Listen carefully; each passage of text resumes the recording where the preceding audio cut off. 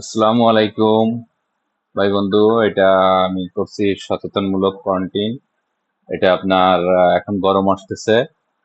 এখন আপনাদের যে ফ্রিজ গুলো আছে, ফ্রিজ গুলো একটু জানলার কাছে রাখার চেষ্টা করবেন, যেহেতু জানলা থেকে বাতাস আসলে ফ্রিজের বডির দুই সাইডে যে কন্ডেন্সার আছে, এই কন্ডেন্সার গুলো ঠান্ডা থাকবে।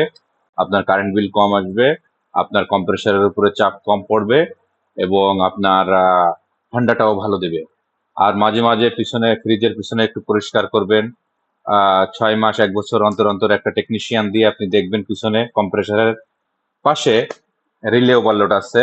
অনেক সময় ইলেকট্রনিক্স রিলে নষ্ট হয়ে গেলে ওর ভিতরে একটা পাথর থাকে, ওই পাথরটা ফেটে গেলে আপনার কম্প্রেসারটা নষ্ট হয়।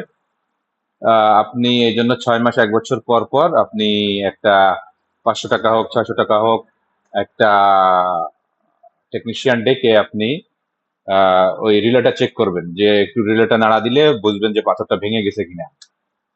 এটা করলে আপনার কম্প্রেসারটাও ভালো থাকবে, আর কম্প্রেসারটাও নষ্ট হবে না। আর বাইরের যাদের বাসায় এসি আছে, গরম আসছে, আপনারা এখন এসিটা চালাইবেন।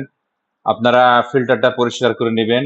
আউটডোরটা কারেন্ট বন্ধ করে, আউটডোর যদি আপনার হাতের নিকটে থাকে, তাহলে আউটডোরটার পিছনে যে কন্ডেন্সার আছে, কন্ডেন্সার পাইপ, আমি আপনাদের দেখাচ্ছি।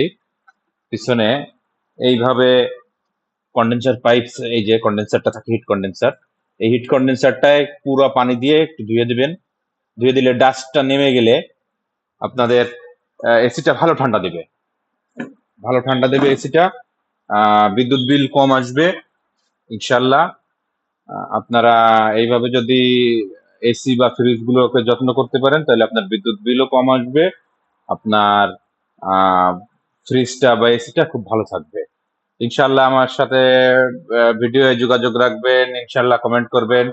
আর এই ধরনের ভিডিও যদি আপনারা চান আমি আরো বানাবো ইনশাল্লাহ।